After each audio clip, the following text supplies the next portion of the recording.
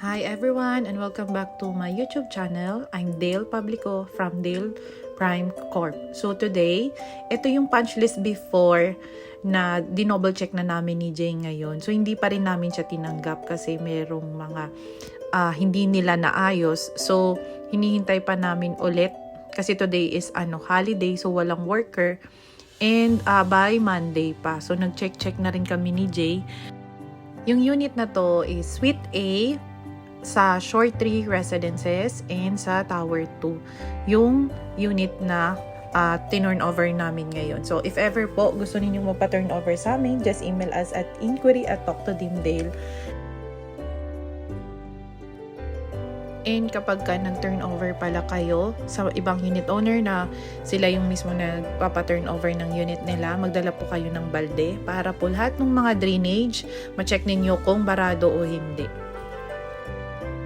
Before, meron ng mga punch list So, dino-double check lang namin ngayon kung nagawa na nila yung nasa punch list.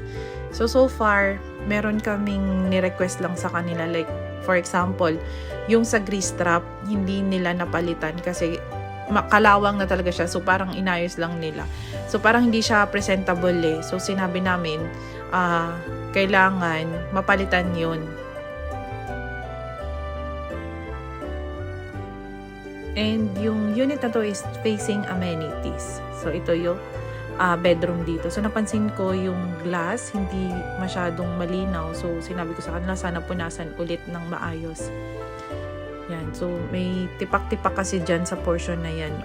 So, yan, pinunch list ulit namin at hindi nila na napalitan. So, itong sa area na to, hindi siya slope. So, inayos din nila. So, yung repaint lang, hindi nila naayos. So, sinabi ko na i-repaint. So, as of now, walang worker. Then, sa Monday na lang daw nila pare-repaint. And, babalikan na lang namin yung unit na to by Monday para ma-check ulit kung maayos na yung mga request din namin. Thank you very much and thank you for watching. Don't forget to like and subscribe sa YouTube channel namin. And our official email po is inquiry@talktodimdale.com. Thank you!